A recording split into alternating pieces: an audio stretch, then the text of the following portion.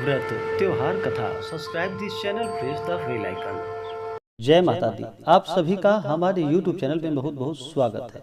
आइए आज सुनते हैं जितिया जीवित पुत्र का व्रत की कथा, जिसे कि जितिया अष्टमी के नाम से भी जाना जाता है।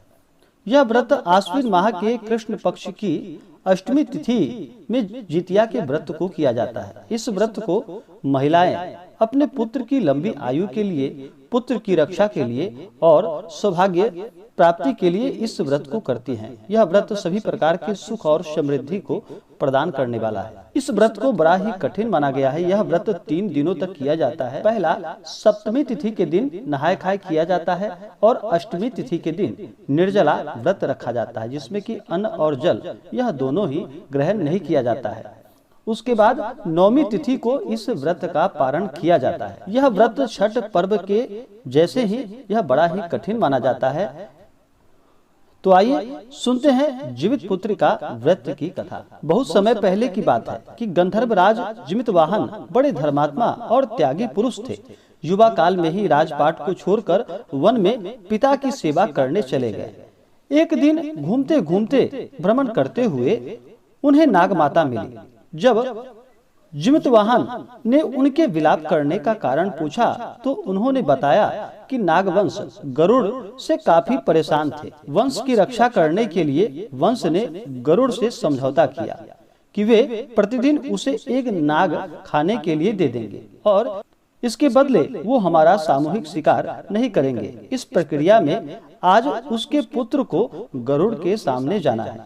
नागमाता की पूरी बात सुनकर जिमितवाहन ने उन्हें वचन दिया कि वे उसके पुत्र को कुछ नहीं होने देंगे और उनकी जगह कपड़े में लिपटकर खुद गरुड़ के सामने उस शिला पर लेट जाएंगे, जहां से गरुड़ अपना आहार उठाता है। और उन्होंने ऐसा ही किया। गरुड़ ने जिमितवाहन को अपने पंजे में दबाकर पहाड़ की तरफ उड़ चला।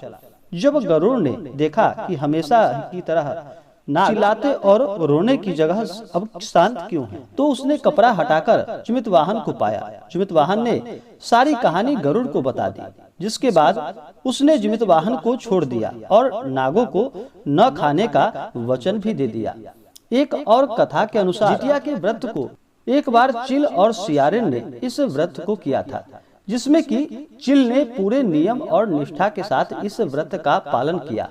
वहीं पर सियारिन ने इस व्रत में आधे समय के बाद उसने जाकर के भोजन ग्रहण कर लिया। इस कारण से दोनों ने एक ही घर में जन्म लिया, जिसमें कि सियारन बड़ी बहन बनी और चिल छोटी बहन बनी। लेकिन सियारन की कोई संतान नहीं होती वह भी मर जाती थी। लेकिन वहीं पर चिल की जो संतान होती थी वह 8 जीवित रहे।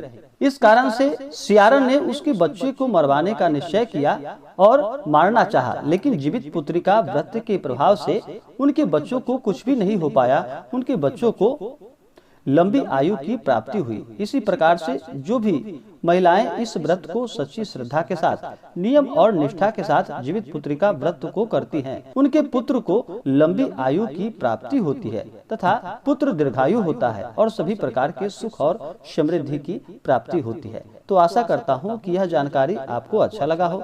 ऐसे ही जानकारियाँ की प्राप्ति के लिए हमारे इस चैनल को लाल बटन दबा करके सब्सक्राइब करें, साथ में बेल आइकन घंटी दबाएं ताकि मेरे वीडियो का नोटिफिकेशन आपको समय समय से मिलता रहे। वीडियो को लाइक और शेयर करें। जय माता दी। धन्यवाद।